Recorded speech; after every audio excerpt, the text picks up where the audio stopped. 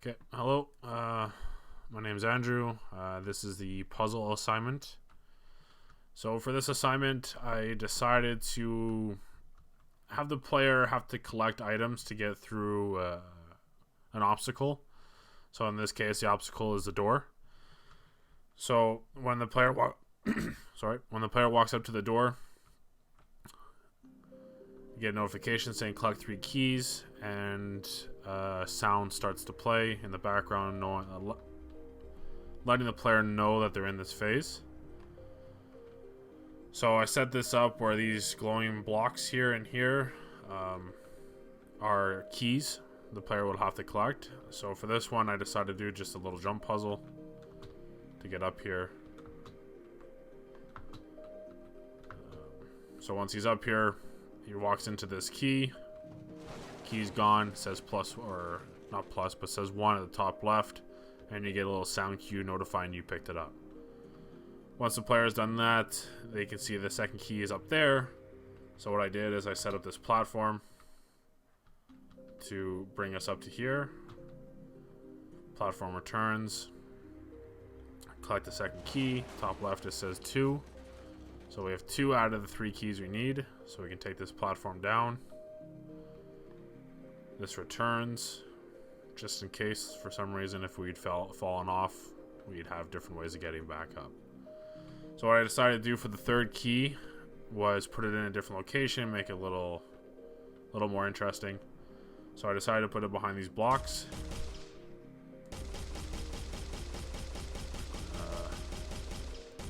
They are destructible. There we go. So they break, they're gone. There's the third key. So you pick it up. Third key's picked up. So now when the player goes back to the door, they hit the door. Door opens, you get a little sound cue, and the door is gone. So that is the puzzle. That's how to solve it. So you collect those 3 keys to get into the door. So first off, some of the issues I was having while doing this. When I was going to set this up to break the blocks, when I was shooting at them with these orange balls, the projectiles coming out of the gun, they weren't breaking the blocks. They were like throwing them around the room. It would hit it and it would bounce off the wall or it'd go flying, and it wouldn't break. Even though they're set up as destructible mesh, it wasn't breaking them. So I had to go into the projectile blueprint here, and I had to add force at location instead of just the add impulse at location. So originally all this was set up to go through add impulse location. I had to add the force because, like I said, it wasn't moving it wasn't breaking the boxes. It was just flinging them everywhere, and I didn't want them moving. I didn't want them doing that. I wanted it to break on location and then despawn. So I had to add the force because just the add impulse alone, it wasn't recognizing it, and it was just flinging them everywhere. Not sure why, just one of the issues I was having. Next issue, this one I don't know how to fix. When in game, I wanted it set up where the player has to go through these obstacles, has to figure out how to get up there, take the elevator, has to do the jump puzzle, has to break those boxes to get them. But I couldn't, for the life of me, figure out how to make it just for the player. So yes, once the player hits it, it works. But what you can also do, and this is what I didn't want happening. So let's say we're up here. We get this key, we walk into it, that works. But the player could also do this, and that works too. I didn't know how to like make the projectiles not be recognized by the objects, by the keys. So that was an issue I'm having. I don't know how to fix it. Also with the door, I could shoot it with the projectile, and it recognizes it. Not something I wanted, but again, I went through a couple of different scenarios, and it would either screw everything up or it just wouldn't recognize anything. So we'll go to those blueprints right now. So the top here is what I did for the door to recognize the keys and to get that working. So at the top, I wanted 3 keys. So I put the integers in here saying that if the player has equal to 3, you're going to get a little message saying door open, and then a sound cue of the door being removed or blown up, or however you want to do it. And then it would destroy the door. So if you had that, the door is gone, you're good to go. If you had less than 3, it would go down here and you would get your message saying collect 3 keys. Just a little notification to the player. It has to go out and collect 3 specific items. You'd also get a sound cue, just stating that you're in like that phase, like we saw when I walked into the door. I had it set up here a couple different ways to recognize just the player and not the projectile. I tried different things. Things weren't working. It would either recognize the projectile, but for some reason wouldn't recognize when I had all the keys, or recognizing the keys but wouldn't recognize the player and the projectile. It was a mess. I got it like this and it works. Unfortunately, I don't know how to do it with the projectiles.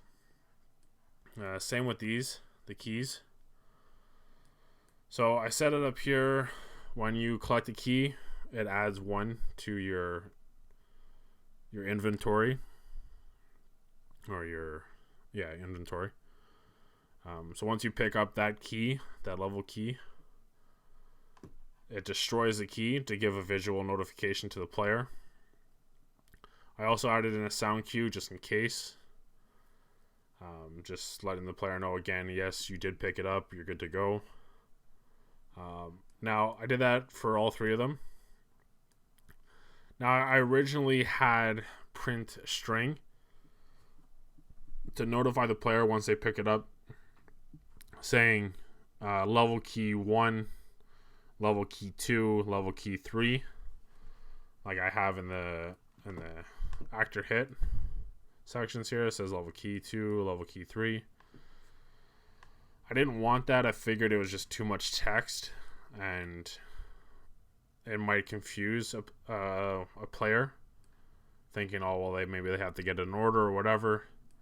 So what I decided to do is, from the level key here, the value here, I just connected it straight to the print string. So after it's destroyed, you get a sound notification. You're also going to get like a +1 for every one you pick up. So let's say you started out and you picked up key 3 first. So instead of saying level key 3, you'd get 1. And then you pick up key 2, you get another +1, so it's 2 keys and then 3 keys. So no matter which order you pick them up in, you get 1, 2, 3. I figured the other way was just a lot of text and it might confuse people on having to pick up in certain orders. So I set it up like that. The next thing is I wanted to add these elevators or these platforms. So here's the blueprints for the platforms that I set up. So this section up here was for just to set up the locations. So your start and end locations.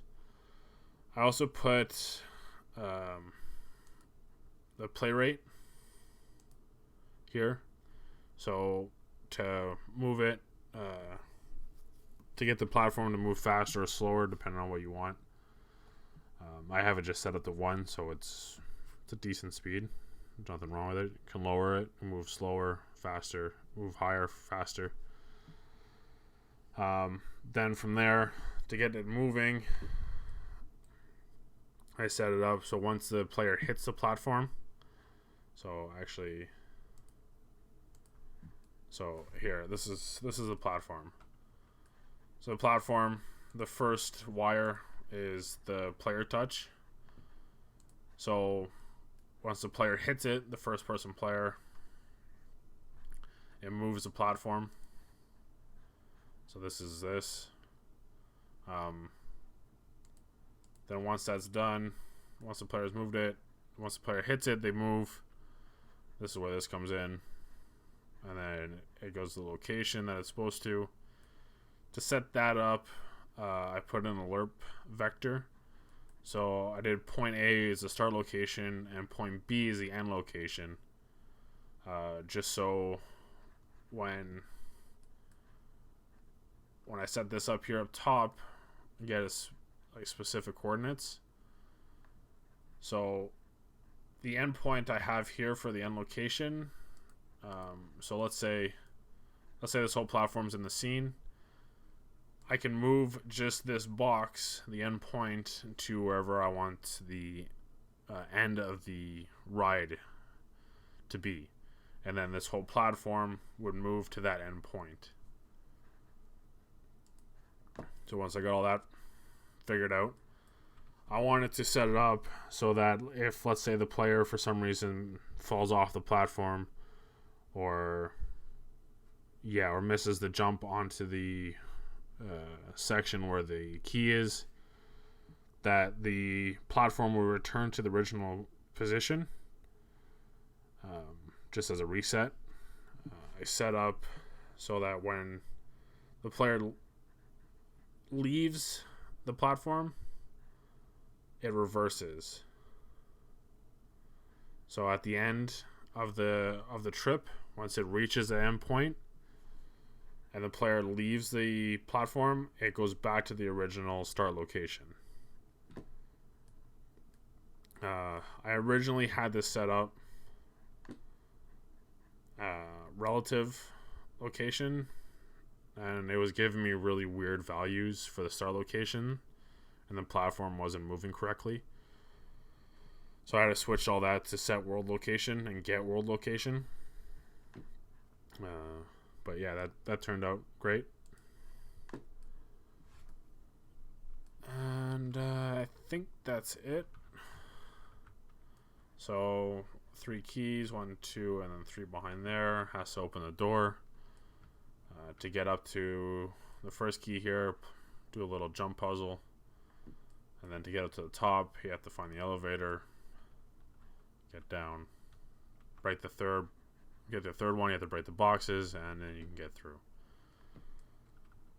And yeah, I think that's it.